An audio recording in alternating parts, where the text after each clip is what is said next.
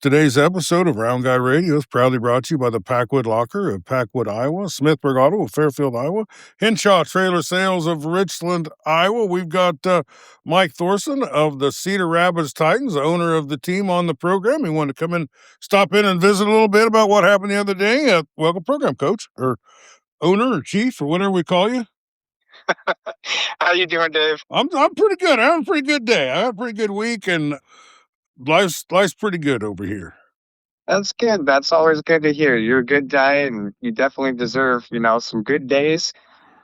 As you know, mine have been pretty chaotic since this last Friday, but hey, we're 7 days removed now. Things are settling down.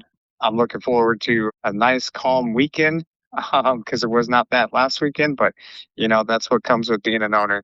Well, we'll talk about the elephant in the room here in a minute with the big fight that we had in the aftermath, and we'll explain what all happened and how we're getting that straightened out. But just want to point out that we've got a huge game with Wyoming coming up. It's on the road. We got to go to their place. We kind of need to get a win out there, and we'll have some difficulties because some players are suspended. But then we've got a game April 11th against the Pennsylvania Union coming in here, and it will be just as big of a deal for us as the playoffs are looming, and we're trying to get a spot in the playoffs. This Pennsylvania Union team, I think, is in the league, and they're going to be having their own home games and stuff next year and be more formally involved in things. But they're one of the teams that we'll be in contention with. Well, Mike, we had the big fight, and I don't have too much reservation about some of the clips of that getting over a couple million views.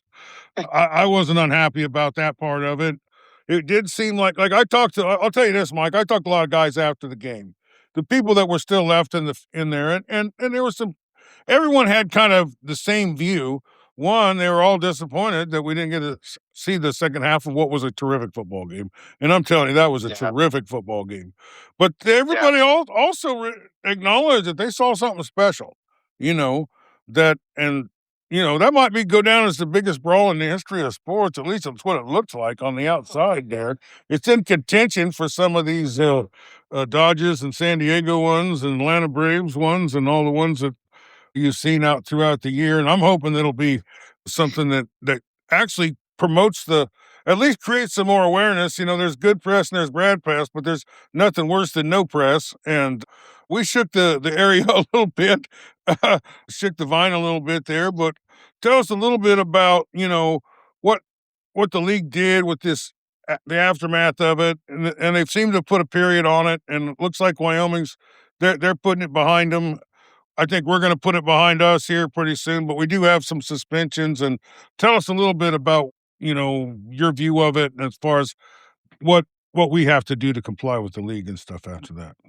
Yeah, of course. So I'll first touch base on what you were saying. We did. We had a very, very good, gritty game going. As most arena viewers know, it's either one-sided or lopsided or a blowout. You're ready to go home by the halftime show because it's already 60-0. But yeah, we had just great game going between two solid teams. And that's what I was looking for that evening. So it's just tragic that it got cut short because I really do in my heart of hearts, I think that we would manage to get some good play calls in there.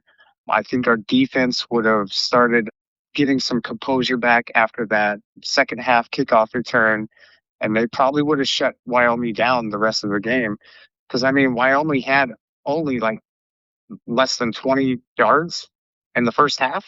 Yeah. So, they had a pretty hot 30 seconds. Yeah, our defense was definitely shutting them down. And looking back at the tape, there was a huge missed call by the refs, not to create excuses or anything, but on that kickoff return, there was a for sure blindside hit right in the middle of the field. So I wasn't sure how they missed it. It's neither here nor there now, but that was the only reason they came out so hot was because of that one missed penalty. But besides that, I give a lot of credit to Wyoming. They have put together a solid team, and they definitely came well prepared to play. Now, in regards to the elephant in the room, as you put it, yes, we had an altercation. We lost one of our coaching staff due to a very poor decision on his behalf. We've lost a few players due to suspensions. They are appealing those suspensions, so that'll be in the hands of the AIF. I do think that the AIF did a very thorough job on their investigations. They collected a lot of evidence, a lot of videotapes, and I've been in contact with them for the last 7 days.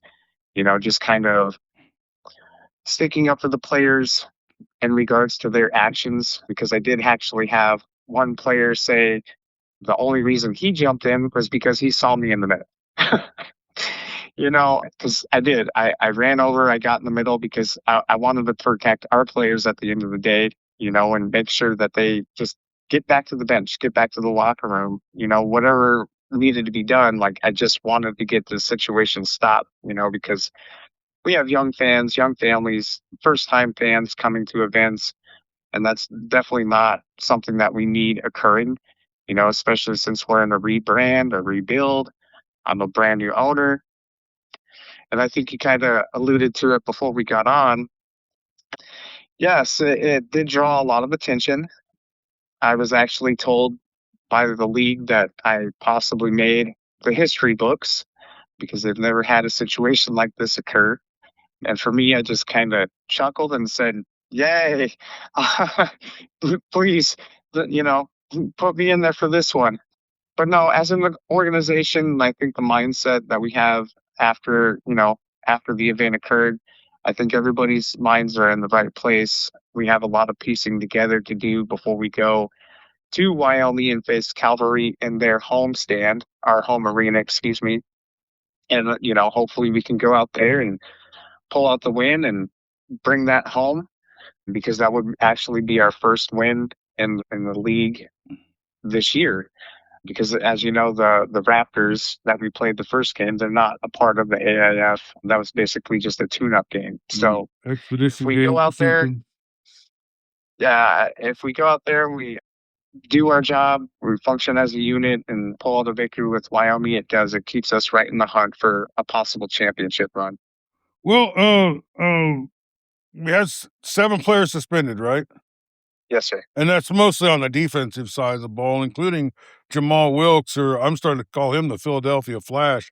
He's leading the league in interceptions. He has been probably our best player. So let's talk a little bit about the plan. How are we going to come up with almost an entire new defense, or guys that can play at the level? Because if there's been a place where the Cedar Rapids Titans have excelled all year long, it's clearly on this defensive side of the ball. You guys got one of the best defenses, one of the best defensive coordinators, one of the best executed defensive plans, several great players on the defensive side of the ball, and you've been dominating. Like I say, held that Wyoming to 20 yards in the first half. They actually played really good against West Michigan. They just kept getting the ball handed to them on the 1 yard line or the 5 yard line or the 15 yard line, and it was always having bad field position and everything because, well, the offense couldn't do basic things like snap the ball. All the plays, Yeah, none of no, the plays ever got started, and they just was always in a bad situation. But I thought they played pretty dang good in that game, and they played really good in Wyoming. And I think they might have gave up a first down in the first game against the Raptors. So the defense has been playing great, but we're going to need some help. What is the plan to get some new players in there for this crucial game with Wyoming? I think you already hit the nail on the head when you mentioned the defensive coordinator. I'm a defensive guy myself. Like I said, the first interview that I had with you, so I give a lot of credit to Coach James, and I think that man can basically work miracles with any player that he brings in, because he really knows how to coach those guys up. He really knows how to put them in a position or a scheme that works best for how they're built. And that's it. I think you're exactly right. I think we have one of the most dominant defenses in the entire league, basically because, the work that James puts in with them. They work as a unit, they talk to each other, they communicate very well on the field and off the field. So yeah, I think you're right. And as much as I'd like to say, that we're going to miss the players that have been suspended, well, definitely we're going to miss them. But I think James can work some miracles and make sure that he gets the right guys in to substitute for the guys that are out. And then once we get those guys back, we're going to be that dominant force once again on the field. Well, the offense, I thought the offense even struggled a lot against the Midwest Raptors. I mean, the offense just hasn't been in it, and it was, it was a disaster against the Ironmen. But we got a new quarterback in here, and I saw a lot of really good things. This new quarterback made some really great plays. He threw a couple outstanding touchdowns. One, we had about a 3-inch range where he could get the ball to the guy. You had Tez has a great game. This Russian kid had a great game. You start to get Leggett involved into the game planning. We did, we got back-to-back touchdown drives, and we would have had, I think, a third one if we could have finished that drive there. So, what did you see that was, good, maybe improvements on the offense in that half game that we did play?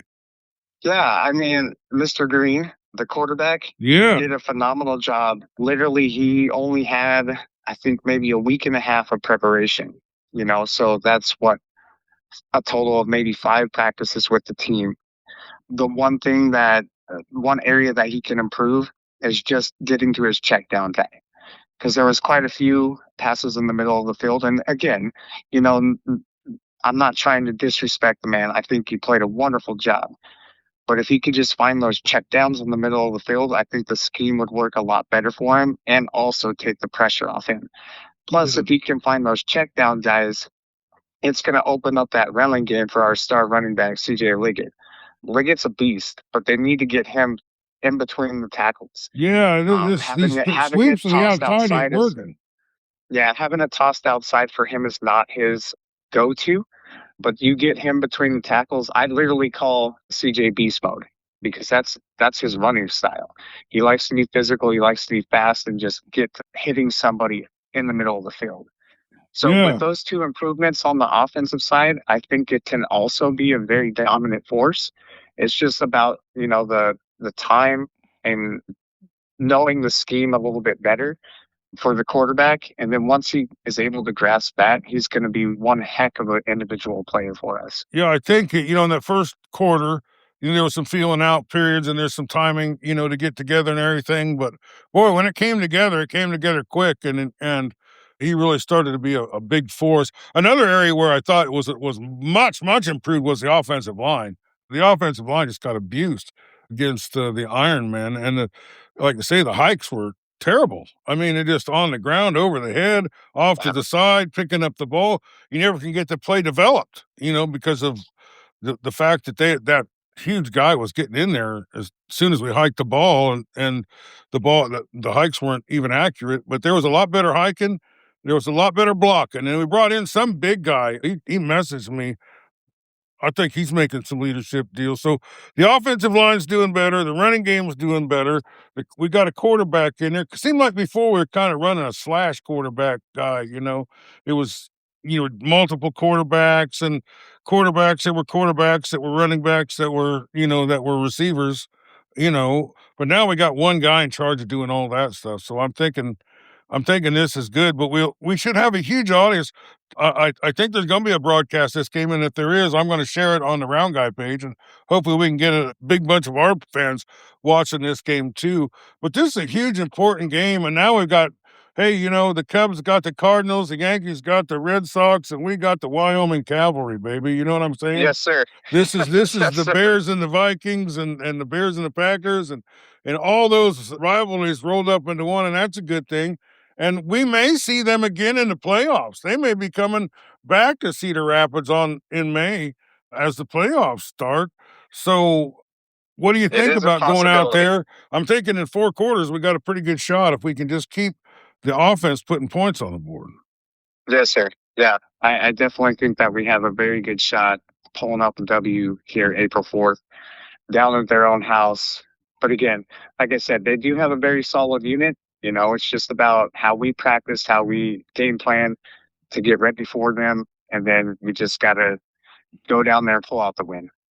All right. Well, let's talk a little bit about what's going to happen when Cedar Rapids comes back home. for another home game in April, April 11th, I think it is, and we're playing in the Pennsylvania Union, and there's some big promotions. Let's talk about some things that aren't football that would be a great reason to come to this game. I know you got some kind of a promotion going. Yeah, so we're doing a teddy bear donation drive right now here in Cedar Rapids. So anyone that donates a teddy bear, yeah, they can take their teddy bear to any of the locations that we have them at. So it's all Sports Clips, Zio Jono's, and a couple other locations I can't remember off the top of my head. Those teddy bears are going to be donated to children in need or children in the hospitals. You know, again, because our main focus is always to give back to the community. April 11th is also Kids Night. I haven't finalized the actual deal with the arena as far as what we're going to do, so that'll have to come out later. And I apologize. I tried to have that ready for you today, but the lady is on vacation. So, Well, that's all right. um, We'll but have yeah, something we fun do for the have a kids. lot going on. Yeah, we have a lot going on for that game. The halftime show will be something special. So you definitely want to make sure you make your way to the Alliant Powerhouse on April 11th. Come be a part of that. Also, let us show you what we're truly about. You know, because that last game was kind of one off. Not intended for, but it happens. It's sports, and we move on. Well, that's on the other side of the calendar. We're moving on for the next games. We've got a couple big ones, and then we'll have a playoff game coming. Well, coach, or boss or chief or whatever, I haven't figured out what we're gonna. Everybody else I talk to is a coach, so but we'll find some kind of moniker for you. I'll just call you Mike for today. And is there anything we didn't get to talk about that you wanted to talk about before we wrap this up? No, sir. Again, I'd just like to say, thank you to the AIF for a thorough investigation. Also, I want to say thank you to our players for, you know, doing their job, getting their head back into the right place, preparing for this next game that we have coming up down in Wyoming. And just, yeah, I really thank everybody. I'd like to thank the community of Cedar Rapids for all of the support, even after the incident occurred, because we did have a lot of people reach out. We picked up, I think, like close to 200 new followers. Just a lot of positive feedback came from, a bad situation. So I do thank the local community. Well, we're going to turn these lemons into lemonade, and by lemonade I mean butts in the seats, and hopefully we'll get a bunch of people in there.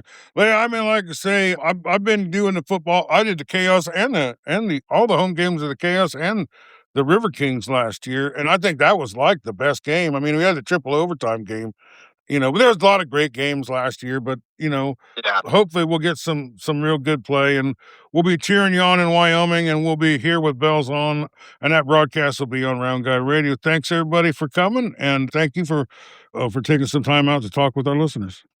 All right. Thanks, Dave. Have a great day.